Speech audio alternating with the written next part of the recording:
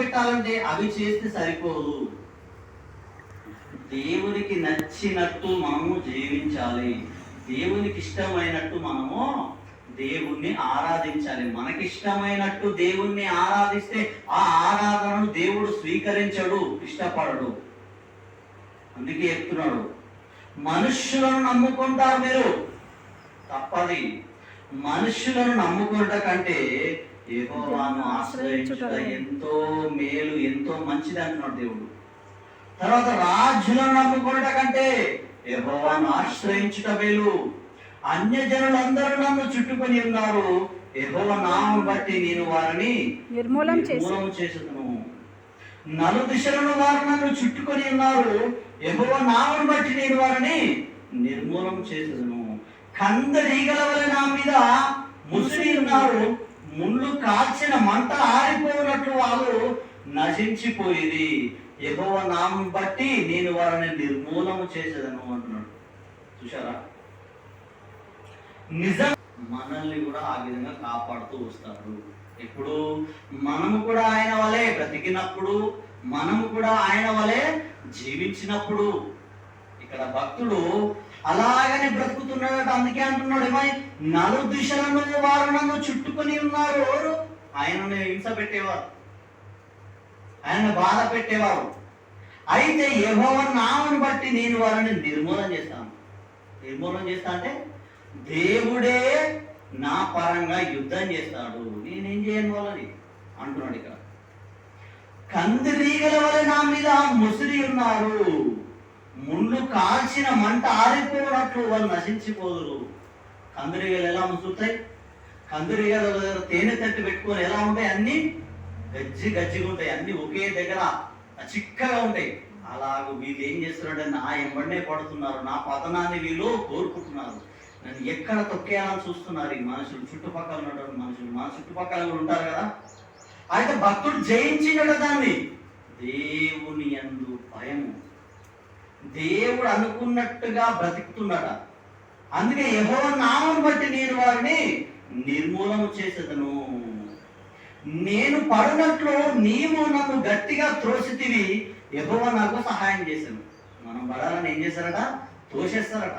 మనం లేదో చేయాలనుకుంటాడు. అయితే మనము దేవునికి నచ్చినట్టుగా జీవిస్తే, దేవుని ఇష్టమేదో మన జీవితంలో మనం పాటిస్తే యెహోవా మనకి ఏం చేస్తాడట? సహాయం చేస్తాడట. మనం ఏం చేస్తాడు? సహాయం చేస్తాడు. అందుకేమంటున్నాడు, యెహోవా నా దుర్గమా, నా గానమా, యెహోవా నాకు రక్షణాధారమయను.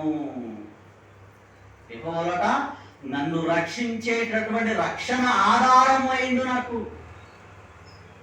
ఇవన్నీ మాట్లాడుతున్నాడు భక్తుడు. అంటే ఆయన దేవుని కొరకు ఎలా బ్రతికిండు అనంటే దేవుడు మెచ్చుకునే విధంగా బ్రతికిండు.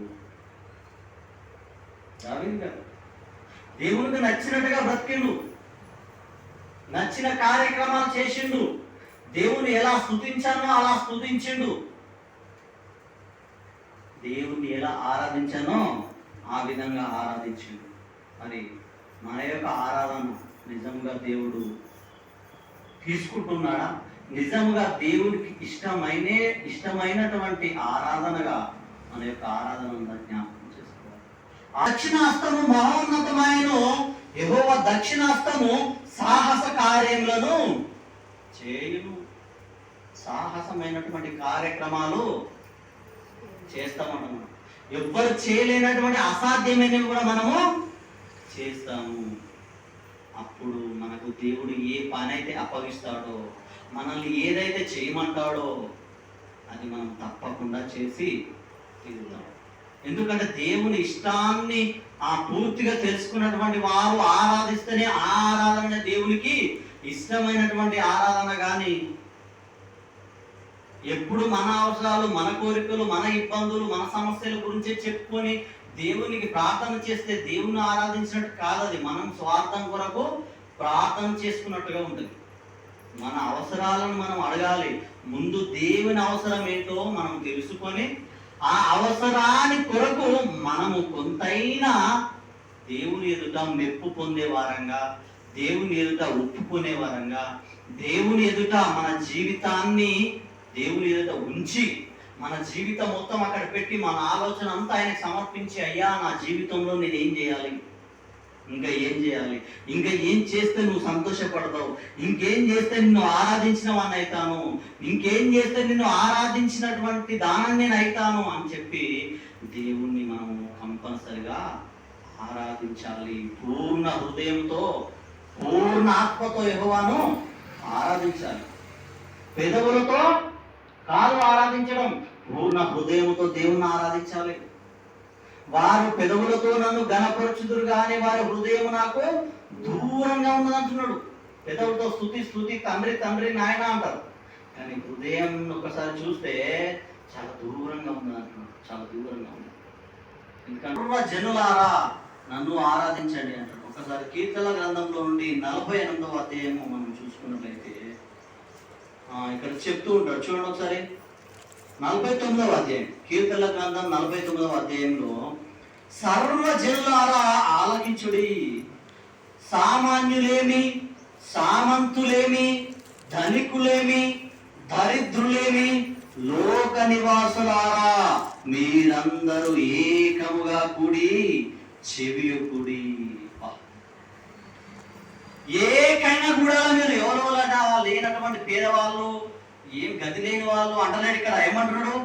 సామాన్యులు అంటే మనలాంటి వాళ్ళు, సామంతులు అంటే బాగా డబ్బున్న వాళ్ళు, ధనవంతులు, ధనికులేమి దరిద్రులేమి లోక నివాసులు. అలాంటి లోకంలో నివాసం చేసి బ్రతుకుతున్నటువంటి ప్రతి మనిషి, ఏ దేశంలో ఉన్నవాడైనా ప్రతి మనిషి మీరందరూ ఏకముగా కూడి చెవియొకుడి. నేను చెప్పే మాటలు జాగ్రత్తగా వినండి అయ్యా, అందరూ వినాలంటున్నాడు.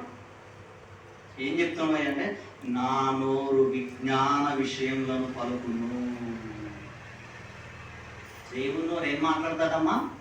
ఏదో ఒకటి నోటికి వచ్చింది మాట్లాడుతుందా? ఏదో ఒకటి అయింది కాంతి ఉన్నది లేని మాట్లాడేటటువంటి మాటలు మాట్లాడతాడు దేవుడు? చెప్తున్నాడు ఇక్కడ ఏమని, నా నోరు విజ్ఞాన విషయంలో పలుకును, నా హృదయ ధ్యానము పూర్ణ వివేకము గూర్చినదైండును, గూఢార్థము గలవానికి నేను చెవియొక్కెదను, సితార తీసుకొని నా మరుగు మాట బయలుపరచెదను. చూశారా, దేవుని మాటలు వింటే ఎంత జ్ఞానం వస్తుందో మనకు. నా నోరు విజ్ఞానమైన విషయాలను మాట్లాడుతుంది. కాబట్టి ఆ విజ్ఞానాన్ని మీరు వింటే, ఆ విజ్ఞానాన్ని మీరు నేర్చుకుంటే నిజముగా నా ఇష్టం ఏంటో మీకు తెలుస్తుంది. నిజముగా మీరు ఎందుకు భూమి మీదకి వెళ్ళారో, మరణించిన తర్వాత ఎలా నా దగ్గరికి వస్తారో మీకు అర్థమవుతుంది. కాబట్టి దేవుణ్ణి స్తుతించాలంటే దేవుని విజ్ఞానమైన విషయాలను మనము నేర్చుకోవాలి. అప్పుడు మనం దేవుణ్ణి స్తుతించే విధానం ఏంటో మనకు అర్థమవుతుంది. కాబట్టి ఈ సమయంలో మనము ఏం చేద్దాం?